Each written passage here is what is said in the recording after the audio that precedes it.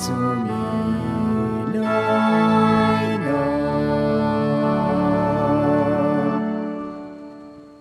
Magandang umaga po sa inyong lahat. Magandang umaga po, Father. Kayo pong lahat ay wine-welcome namin dito sa Pambansang Dambana, lalo na po yung nanggaling sa iba't iba pang lugar, sa mga kalapit na probinsya at sa mga lalayong lugar katulad ng Mindanao and Visayan region. Welcome po sa mga miyembro ng Sumbatastic na naririto ngayon at isineselebrate ang kanilang grupo bilang pagpupromote na rin ng kalusugan and at the same time ng kanilang samahan.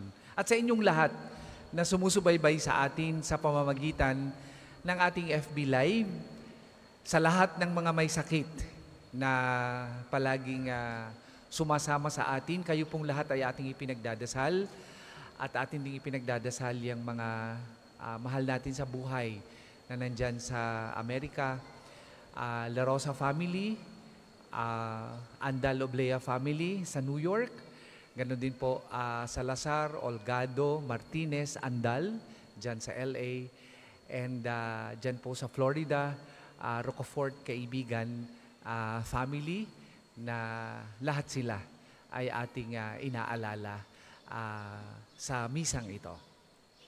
Kasama po ng ating mga personal na intensyon at simulan po natin ang pagdiriwang sa ngalan ng Ama at ng Anak at ng Espiritu Santo. Amen. Sumainyo ang Panginoon. At sumainyo rin.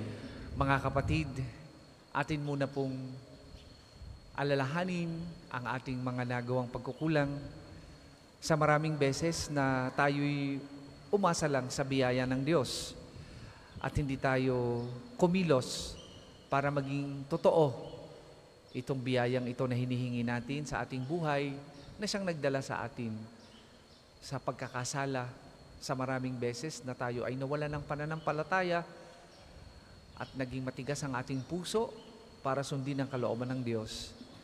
Pagsisihan natin ang lahat ng mga ito. Inaamin ko sa makapangyarihang Diyos at sa inyo mga kapatid, na lubha akong nagkasala sa isip, sa salita at sa gawa at sa aking pagkukulang. Kaya isinasamo ko sa mahal na Birheng Maria, sa lahat ng mga anghel at mga banal, at sa inyo mga kapatid, na ako'y ipanalangin sa Panginoong ating Diyos. Kaawaan tayong makapangyarihang Diyos, patawarin tayo sa ating mga kasalanan at patnubayan tayo sa buhay na walang hanggan. Amen.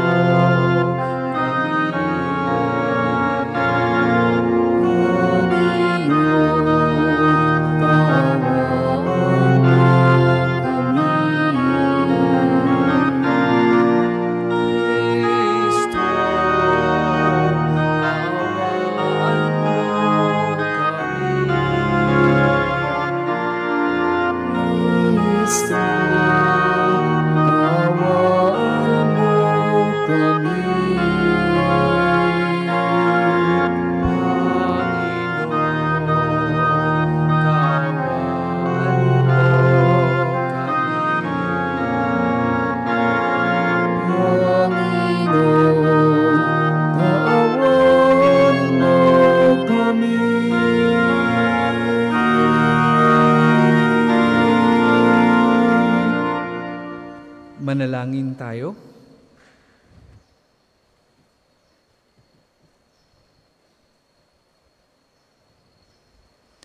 Ama naming makapangyarihan, kaming iyong mga kinupkop ay niloob mong maging mga anak sa liwanag mong kaloob. Huwag mong ipahintulot na sa katiwalian kami ay masangkot. Panatilihin mo kaming nagliliwanag sa iyong katapatang lubos na sumisikat sa pamamagitan ng Jesucristo kasama ng Espiritu Santo magpasawalang hanggan. Amen.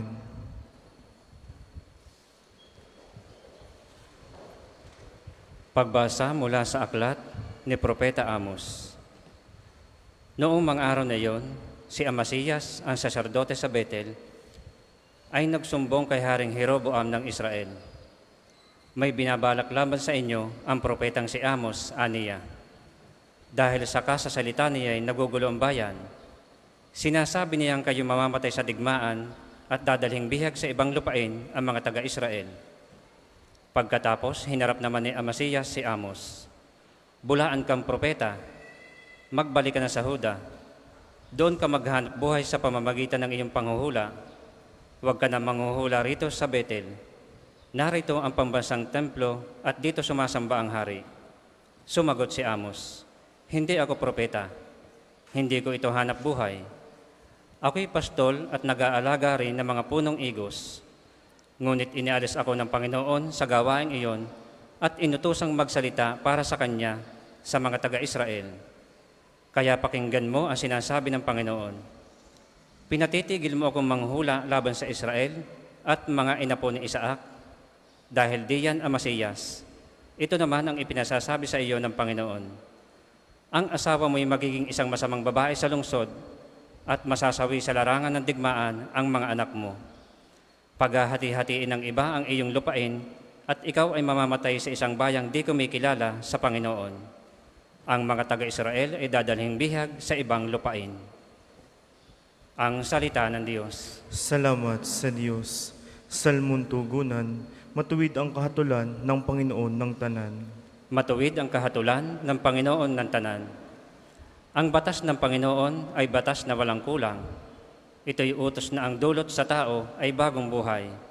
Yaong kanyang mga batas ay mapagtitiwalaan, nagbibigay ng talino sa pahat ang kaisipan. Matuwid ang kahatulan ng Panginoon ng tanan. Ang tuntuning ibinigay ng poon ay wastong utos. Liligaya ang sinuman kapag ito ang sinunod. Ito'y wagas at matuwid pagkat mula ito sa Diyos. Pangunawa ng isipan, yaong bungang idudulot.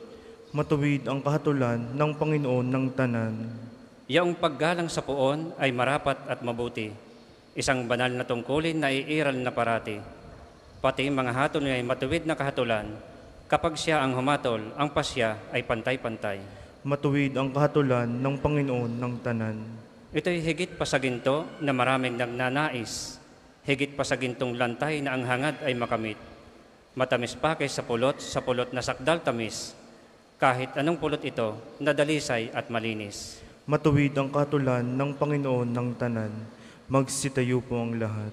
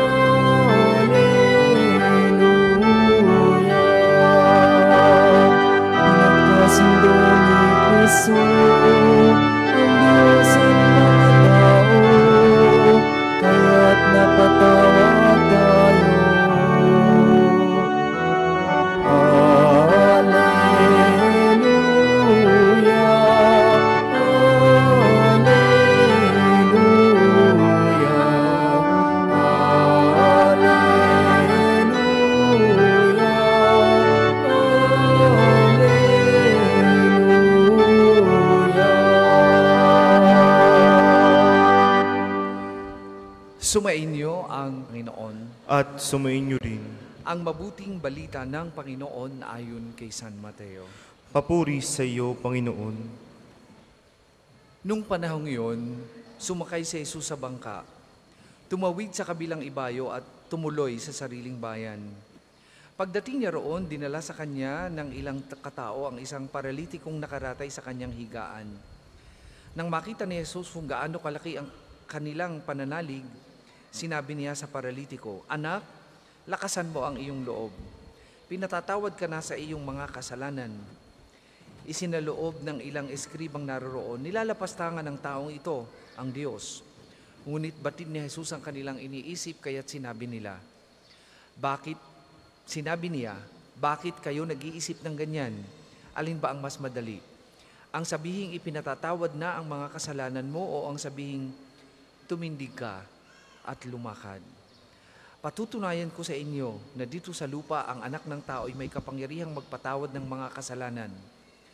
At sinabi niya sa paralitiko, tumindig ka, dalhin mo ang iyong higaan at umuwi ka. Tumindig nga ang lalaki at umuwi.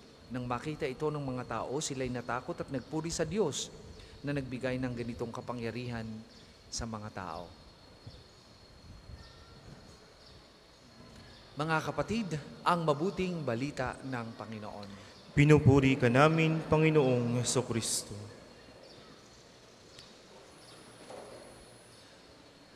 Kung minsan,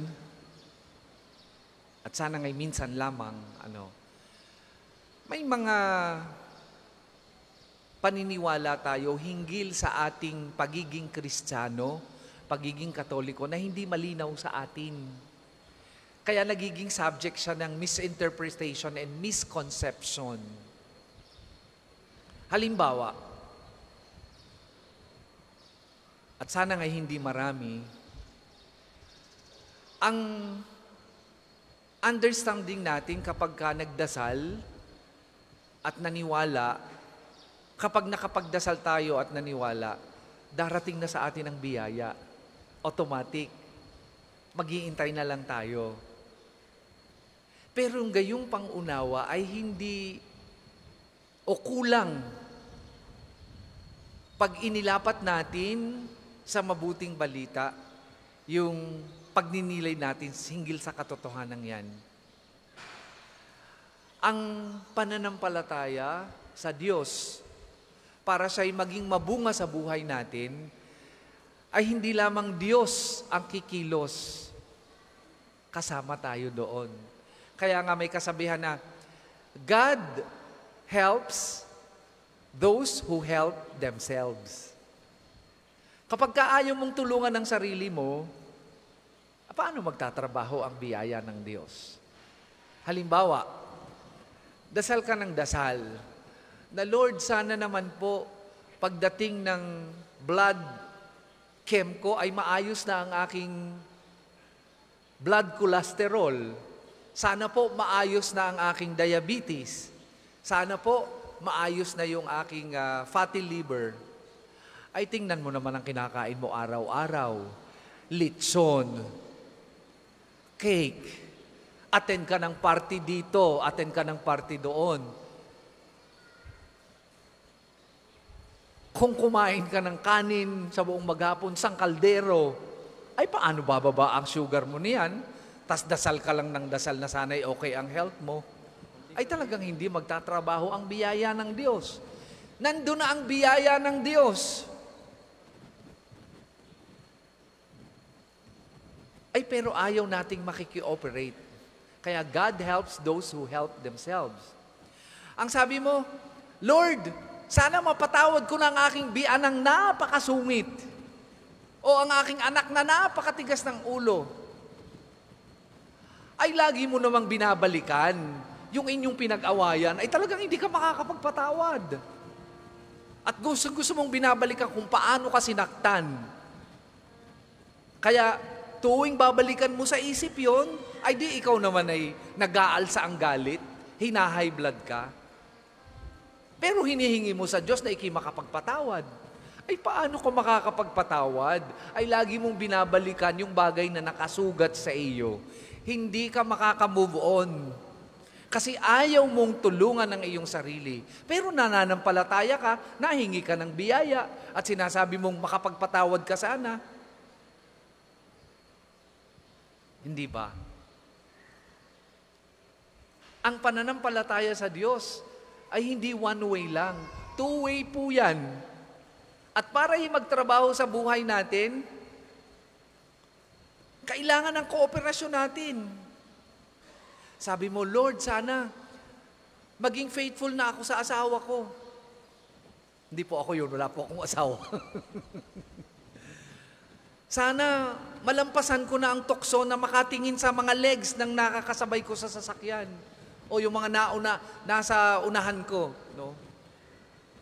Ay pero a night before, anong ginawa mo?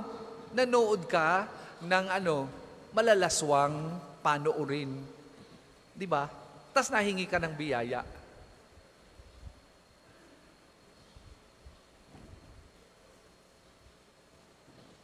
Yun yung, kung tawagin ay, faith divide. Hindi pwedeng magkaroon ng dichotomy, yung buhay natin bilang nananampalataya, yung nararamdaman natin at yung ginagawa natin. Dapat magkasama yan. Tingnan nyo sa mabuting balita. Nagpagaling ang ating Panginoong Hesus ng isang paralitiko. Pero hindi niya binuhat. Hindi niya in-uplift. Ang sabi niya, tumindig ka. Dalhin mo ang iyo. At yun nga ang ginawa ng paralitiko. Nandun ang biyaya ng Diyos. Pero hinayaan niya na may gawin ang taong ito para matulungan niya ang kanyang sarili. And that is our faith. Na marami ang hindi naintindihan or misconception. Or, I would say, marami ang kulang ang pangunawa. Sinasabi nyo, wino-worship ninyo ang Panginoon, si Jesus lamang. Sa banal na Eucharistia, hingi tayo ng biyaya, Lord, sana naman makaipon na kami para hindi kami kapusin sa aming pangangailangan. Ay, panay naman ang shopping mo at panay ang gamit mo ng credit card mo kahit hindi mo naman kailangan. Ay, nandyan ang biyaya, tinulungan ka na ng Diyos. Ay, pero ang iyo namang discipline, pag nakakita ng sale, bili ng bili, kahit hindi kailangan, ay talaga mauubos ang pera mo niyan. Ganon. Ganon ang pananampalataya natin, mga kapatid.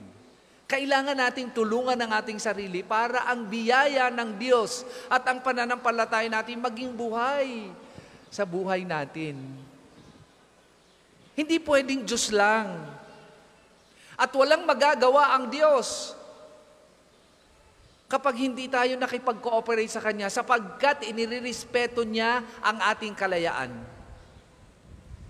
Kung gusto mong gumaling sa iyong sakit, type 2 diabetes, huwag ko kumain araw-araw ng ice cream. Bawasan mo ang pag-inom ng soft drinks.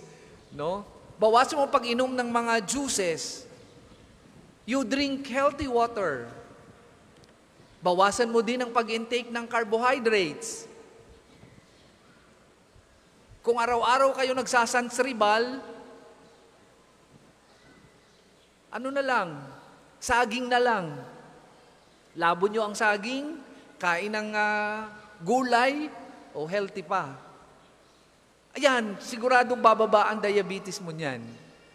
Di mo na kailangan ng doktor. Kailangan ay discipline and cooperation with the grace of God. Sinasabi mo na, Lord, sana mapatawad ko na ang aking asawa. Ay lagi mo namang inaalaalang siya ay nangaliwa sa iyo. Hindi mo mapapatawad yan kapag yan ay binalikan mo ng binalikan. Sa unang pagbasa, narinig natin ang utos kay Amos. Ang sabi niya ng Diyos ay, makinig ka, pakinggan mo ako. At hindi sapat lang yung pakikinig. Isinabuhay ni Amos ang kanyang pagiging tunay na propeta. At ganun din, mga kapatid, ang pagtawag sa atin. Ang pananampalataya, para maging totoo sa buhay natin, ay kailangan ng ating kooperasyon. Huwag kayong umasa na kayo'y magkakapera sa pananalangin lamang. Pag hindi kayo lumabas ng inyong bahay, at hindi kayo gumawa ng paraan para kayo'y kumita, ay hindi darating ang biyaya. Tandaan niyo si Huwang Tamad na nakangangalaang, inaantay na pumatak ang prutas sa kanyang bibig. Marami sa ating nananampalataya ay ganyan. Papatak din naman yan after 1 year. No? Pero mas mapapadali sana at mas madaling mapagyayaman at tutugon ng Diyos kung tayo'y makikitulong sa Kanya. Yun ang ibig sabihin ng nananampalataya, mga kapatid. God helps those who help themselves. At yan ang habong iniiwan sa atin ngayong umagang ito. i-correct natin ang mga misconception and misunderstanding natin about our faith. Lalo na pagdating dyan sa biyaya ng Diyos. Nandyan na yan. Ang biyaya ay nandyan lamang. Ibinigay na sa atin ng Diyos. Ipinagkaloob na sa atin ng Diyos. Ang kailangan lang ay pagtrabahuhan natin para ito'y maging totoo at matulungan tayo ng Diyos sa araw-araw nating hinihingi. At sa pamamagitan nito'y mapalago ang ating pakikipag-ugnayan sa Kanya. Huwag mawala ng pag-asa kung may mga pagkakataon na tila baga matagal ang sagot ng Diyos. Baka kulang lang tayo sa pagkilos o baka kulang lang tayo sa kooperasyon sa Kanya. Ngayong umagang ito, ituwid natin ang mga mali nating pangunawa hinggil sa ating pananampalataya. Kailangan nating kumilos upang ito'y maging totoo sa buhay natin. Sabi nga ni St. James, faith without work is dead. Para po sa mga gahandog ng sobre, pakihulog na lamang po sa buslo.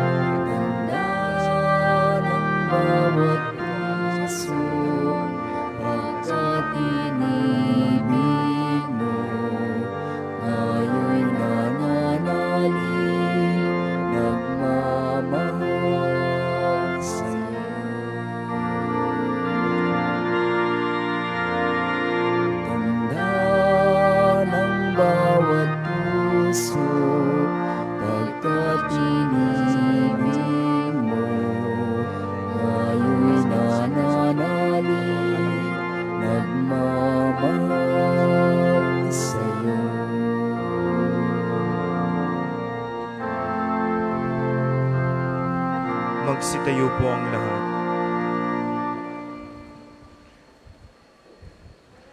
Manalangin kay mga kapatid upang ang paghain natin ay kalugdan ng Diyos amang makapangyarihan. Tanggapin nawa ng Panginoon itong paghahain sa iyong mga kamay, sa kapurihan niya at karangalan, sa aking pakinabangan at sa buong sambayanan niyang banal. Ama naming lumikha, kami iyong pinagindapat gumanap sa pagdiriwang ng paghain ng iyong pagliligtas. Ipagkaloob mo ang aming paglilingkod sa iyo ay gawing kalugod-lugod ng mga alay na ito. Sa pamamagitan ni Jesucristo kasama ng Espiritu Santo, magpasawalang hanggan. Amen. Sumainyo ang Panginoon. At sumainyo rin. Itaas sa Diyos ang inyong puso at diwa. Itinaas na namin sa Panginoon. Pasalamatan natin ang Panginoong ating Diyos. Marapat na siya ay pasalamatan. Ama naming makapangyarihan, tunay ngang marapat na ikaw ay aming pasalamatan. Pinagbibigyan mong ito'y aming maihayag kahit na ito'y walang anumang maidaragdag. Sa kadakilaang sa iyo ay likas. Sa pagpupuri namin ang nakikinabang ay kami ring iyong pinakikiharapan sa pamamagitan ng iyong anak na minamahal. Kaya kay isa ng mga anghel na nagsisiawit ng papuri sa iyo, nang walang humpay sa kalangitan, kami nagbubunyi sa iyong kadakilaan.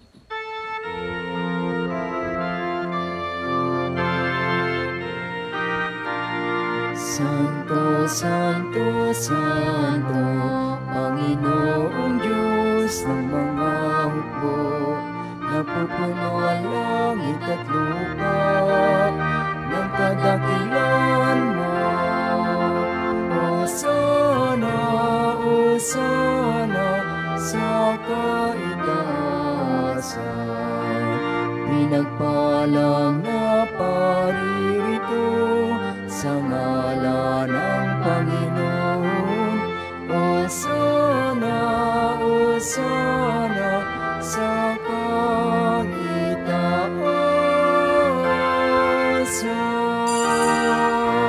Kung hindi po kayang lumuhod ay manatili pong nakatayo ng may paggalang. Ama naming banal, ikaw ang bukal ng tanang kabanalan, kaya't sa magitan ng iyong Espiritu gawin mong banal ang mga kaloob na ito, upang para sa aming maging katawan at dugo ng aming Panginoong Hesukristo. Bago niya pinagtiis ang pusang loob na maging handog, hinawakan niyang tinapay, pinasalamatan kanya. Pinaghati-hati niya yon, iniabot sa kanyang mga alagad at sinabi, "Tanggapin ninyong lahat ito at kanin. Ito ang aking katawan na ihahandog para sa inyo."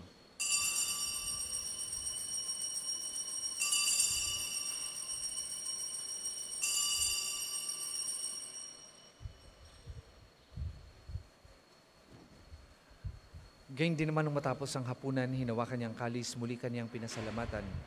Iniabot niya ang kalis sa kanyang mga alagad at sinabi, "Tanggapin ninyong lahat ito at inumin. Ito ang kalis ng aking dugo, ng bago at walang hanggang tipan.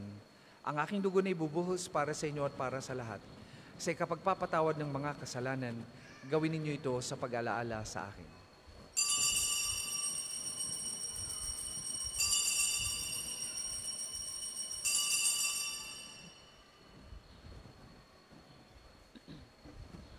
Ipagbunyi natin ang misteryo ng pananampalataya. Si Kristo'y namatay, si Kristo'y nabuhay, si Kristo'y babalik sa wakas ng panahon. Ama, ginagawa namin ng pag-alaala sa pagkamatay at muling pagkabuhay ng iyong anak. Kaya tinaali namin sa iyong tinapay na nagbibigay buhay at ang kalis na nagkakaloob ng kaligtasan. Kami nagpapasalamat dahil kami iyong minarapat na tumayo sa harap mo para maglingkod sa iyo. Sinasamo namin kami magsasalo-salo sa katawan at dugo ni Kristo ay mabuklod sa pagkakaisa sa pagitan ng Espiritu Santo.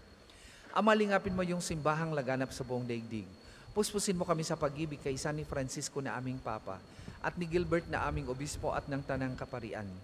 Alalahanin mo rin ang mga kapatid naming nahimlay nang may pag-asang sila'y muling mabubuhay, gayon din ang lahat ng mga pumanaw. Kaawaan mo sila at patuloyin sa iyong kaliwanagan. Kaawaan mo at pagindapatin kaming lahat na makasalo sa iyong buhay na walang wakas. Kaisa ng mahal na Birheng Maria na ina ng Diyos, ni San Jose na kanyang kalinis-linisang esposo, kaisa ng mga apostol at ng lahat ng mga banal na namuhay dito sa daigdig ng kalugod-lugod sa iyo, may pagdiwang nawa namin ang pagpupuri sa ikararangal mo sa magitan ng iyong anak na aming Panginoong Hesukristo.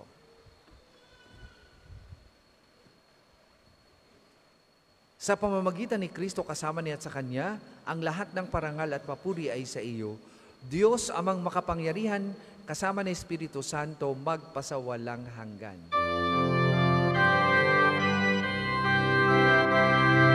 Amen, amen, amen.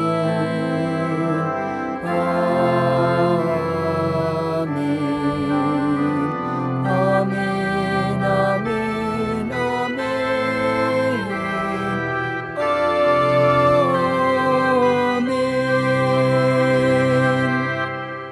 Sa tagubilin naman nakagagaling na utos at turo ni Jesus na Panginoon natin at Diyos, ipahayag po natin ng lakas loob. Ama namin, sumasalangit ka, sambahin ang ngalan mo, mapasa amin ang kaharian mo, sundin ang loob mo dito sa lupa para nang sa langit. Bigyan mo kami ngayon ng aming kakanin sa araw-araw, at patawarin mo kami sa aming mga sala para ng pagpapatawad namin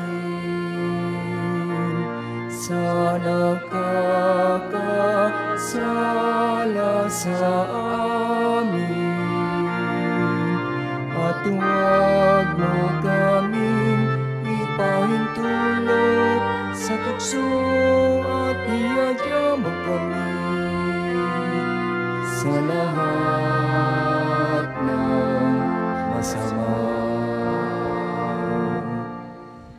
Hinihiling namin kami adya sa lahat ng masama pagkalooban ng kapayapaan araw-araw, iligtas sa kasalanan ni Tileo sa lahat ng kapahamakan, samantalang aming pinananabikan ang dakilang araw ng pagpapahayag ng tagapagligtas naming si Heso Kristo.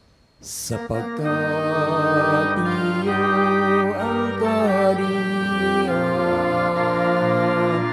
at ang kapangyarihan at ang kapurihan magpakailanman.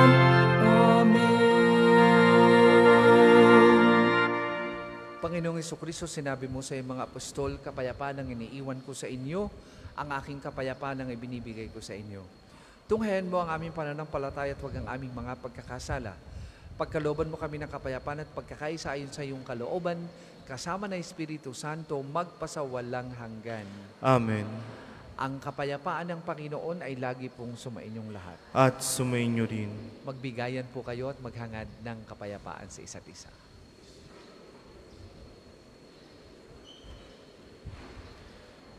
Kordero ng Diyos, nag-aalis ng mga kasalanan ng sanlibutan, maawa ka sa amin. Kordero ng Diyos, nag-aalis ng mga kasalanan ng sanlibutan, maawa ka sa amin. Kordero ng Diyos, nag-aalis ng mga kasalanan ng sanlibutan, ipagkaloob mo sa amin ang kapayapaan. Kung hindi po kayang lumuhod, ay manatili pong nakatayo ng may paggalang.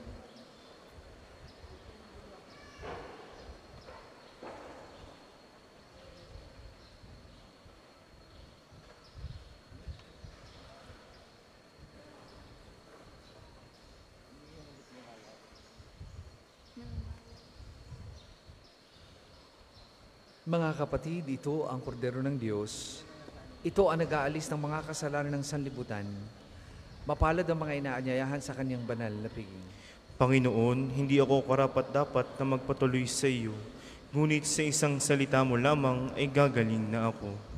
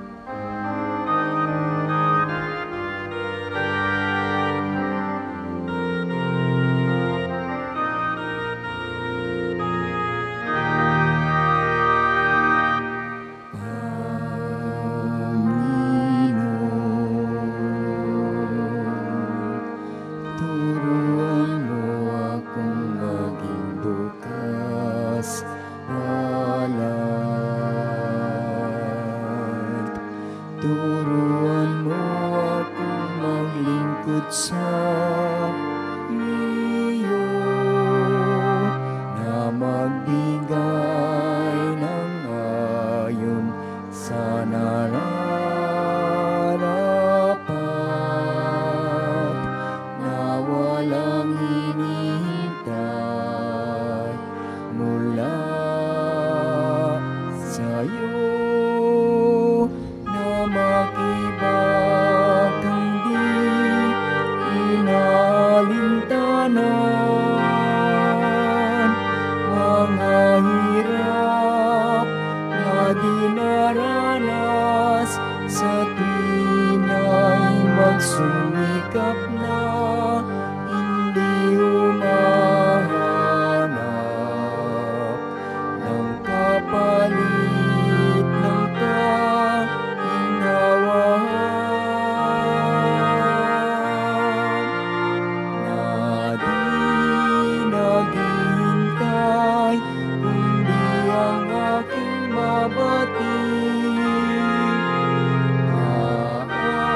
ang loob mo'y siya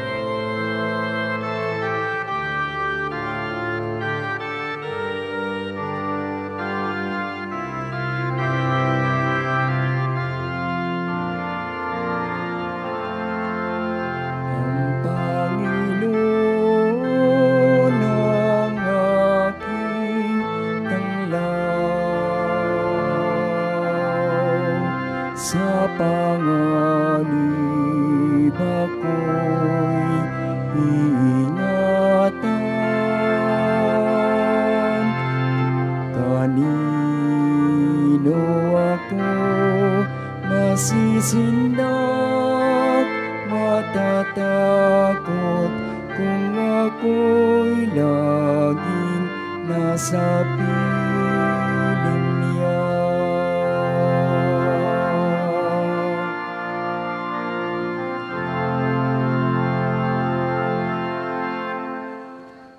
Ang second collection po ay para sa patuloy na pagpapaunlad ng parokya at pambansang dambana ni Santo Padre Pio at para sa pangangailangan ng mga matatanda at may sakit na mga pari ng Archdiocese ng Lipa.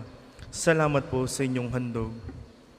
O Diyos, pakinggan mo ang aking tawag at sa aking maawat mahabag. Buhay ko may pagtangkaan, buhay ko may pagbantaan, sa'yo pa rin magtitiwala kailanman. Ang Panginoon ang aking tanglaw, sa panganib ako'y iingatan. Kanino ako masisindak, matatakot kung ako'y laging nasa piling niya.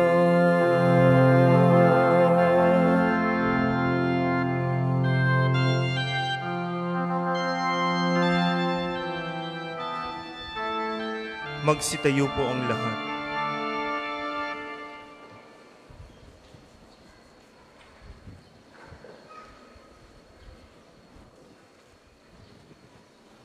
Manalangin tayo. Ama naming mapagmahal, buhayin nawa kami ng aming inihain at pinagsaluhan upang kaming pinagbuklod sa pag-ibig mo kailanman ay magkaroon ng bungang lagi naming maiaalay sa pamamagitan ni Jesucristo kasama ng Espiritu Santo magpasawalang hanggan. Amen. Panalangin ng pagtitiwala kay Santo Padre Pio. Padre Pio, taga Petrocina, mongheng banal, pintakasing santo ng milenyong kasalukuyan, gabay namin sa pagtahak sa landasing makalangit, takbuhan sa pangangailangan, huwaran ng pagtitiis. Sa iyo namin inilalapit aming mga kagipitan, sa iyo po ibinibilin kalusugan at kabuhayan.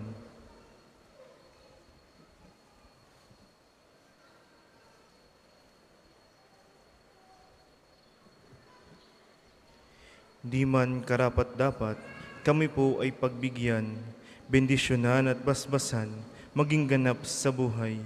Lumayo nawa kami, umiwas sa kasalanan, lumapit lagi sa Diyos, maging matatag at matibay. Sa mabuting balita ng pagliligtas, turuan mo kami nawa, sa tuwina ay makinig, magnilay at sumampalataya.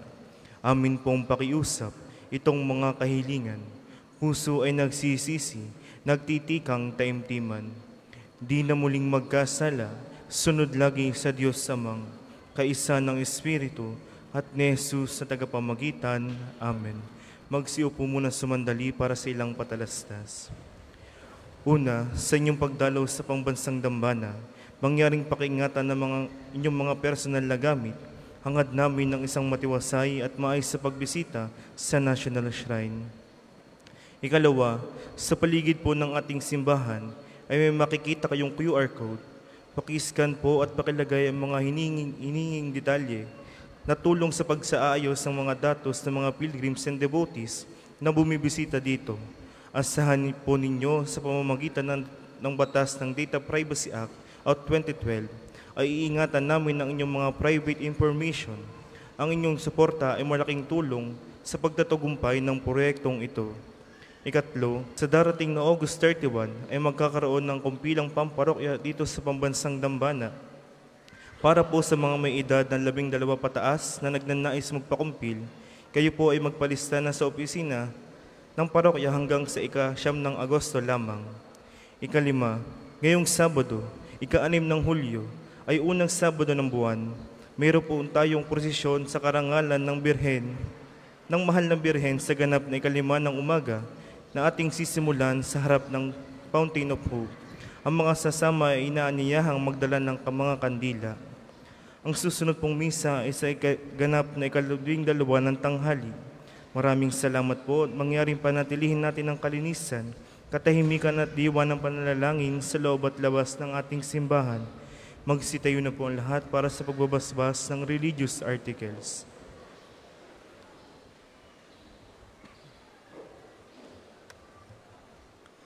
Mga kapatid, manalangin tayo sa Diyos sa mga makapangyarihan upang tayo maging kawangis ni Kristo sa taimtim na pagdalangin sa tulong mga larawan at mga dasalan. O Panginoong Diyos, Ikaw ang bukal ng lahat ng pagpapala at biyaya. Ibuhos mo yung bendisyon sa mga gamit na ito sa pananalangin, mga rosaryo, imaheng dasalan na nagpapalala ng iyong kabutihan, kabanal at pagmamahal sa amin. Upang lahat na dumulog at magmahal gamit ang mga ito ay magtamo ng iyong awa at biyaya. Lobin mong tularan nila ang kabanalan at aral ng Panginoon at ng mga santo, magpasawalang hanggan. Amen. Ama namin, sumasalangit ka, sambahin ang ngalan mo. Mapasa amin ang kaharian mo, sundin ang loob mo dito sa lupa para ng sa langit. Bigyan mo kami ngayon ng aming kakanin sa araw-araw at patawarin mo kami sa aming mga sala para ng pagpapatawad namin sa nagkakasala sa amin. At huwag mo kaming ipahintulot sa tukso at iadya mo kami sa lahat ng masama. Amen. Aba, Ginoong Maria, napupuno ka ng grasya. Ang Panginoong Diyos ay sumasa iyo. Bukod kang pinagpala sa babaeng lahat, at pinagpala naman ng iyong anak na si Jesus. Santa Maria, Ina ng Diyos, ipanalangin mo kaming makasalanan, ngayon at kung kami mamamatay. Amen. Luwalhati sa Ama at sa Anak at sa Espiritu Santo, kapara noong unang-una, ngayon at magpasawalang hanggan. Amen. Ama namin, sumasalangit ka, sambahin ang ngalan mo, mapasa amin ang kaharian mo, sundin ang loob mo dito sa lupa para ng sa langit. Bigyan mo kami ngayon ng aming kakanin sa araw-araw, at patawarin mo kami sa aming mga sala, para ng pagpapatawad namin sa nagkakasala sa amin. At huwag mo kaming ipahintulot sa tukso, at iadya mo kami sa lahat ng masama. Amen. Aba, Ginoong Maria, napupuno ka ng grasya, ang Panginoong Diyos ay sumasa iyo. Bukod kang pinagpala sa babaeng lahat at pinagpala naman ng iyong anak na si Jesus. Santa Maria, Ina ng Diyos, ipanalangin mo ang makasalanan, ngayon at kung kami mamamatay. Amen. Luwalhati sa Ama at sa Anak at sa Espiritu Santo, kapara noong unang-una, ngayon at magpasawalang hanggan. Amen. Sumainyo ang Panginoon. At sumainyo rin. At pagpalain kayo ng makapangyarihang Diyos, Ama, Anak at Espiritu Santo.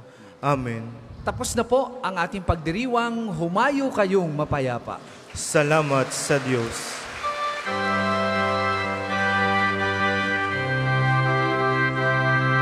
Umawit kang masaya, umawit kang masaya sa Panginoon. Umawit kang masaya, umawit kang masaya sa Panginoon.